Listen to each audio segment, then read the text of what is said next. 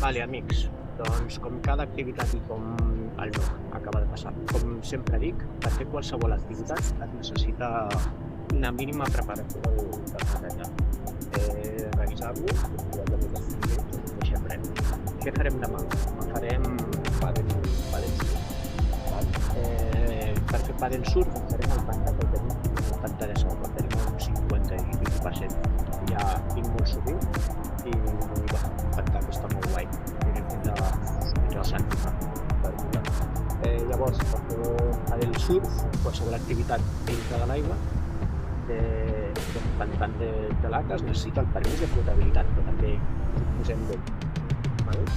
I ara doncs farem això, ja el tenim tot preparat, revisarem el material i demà a fer caiac!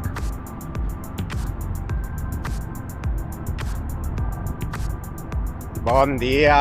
Doncs ja tornem a estar, sí, liats tal com veieu. Anem a fer pàdel surf al pantà d'aquí baix, el de Sau, clar que sí. Anem fins a l'ermita de Sant Romà i, bueno, només cal dir doncs, que el pàdel surf no és un esport difícil. El que sí s'han de tenir, com tot, una sèrie de coses a tenir en compte.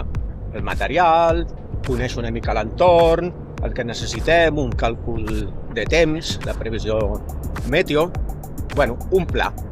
D'acord? El pla sempre és molt important en tots els esports. Per evitar ensurts, saber més o menys l'hora que marxem, saber el que farem, com ho farem, què portarem i, molt important, més o menys la durada, el nivell i quan arribarem. Bàsicament, com sempre, a disfrutar! Doncs apa, nois, ja estem al dia. Com sempre, a poc i bona lletra. Sortirem des d'aquesta zona d'aquí, que és molt xula, i anirem a parar passant tot aquest cantó d'aquí fins a l'ermita de Sant Romà. Vale, amics, allà davant està el nostre objectiu, l'ermita, i aquí està el club nàutic. Hem sortit de la part de darrere. Aquest dematí hem fet ja una caminata, ara deuen ser les 11 o així, i hem fet una caminata molt xula, perquè hem sortit des de l'aparcament, hem donat tota la volta i hem arribat a una altra vegada a l'aparcament. Com veieu, fa un dia bastant xuli, bastant tranquil. D'acord? Doncs ara anem cap a l'ermita. Vale, ja ho tenim aquí davant. Normalment, jo calculo que ara estarà un 50 i poc % de capacitat d'aigua. Llavors, si estigués més alt, estigués al 70, es podria arribar a entrar pel que és el campanar, la típica entrada pel campanar. En aquesta ocasió no podrem fer-ho, però Déu-n'hi-do, podrem disfrutar-ho bastant, li donem tota la volta.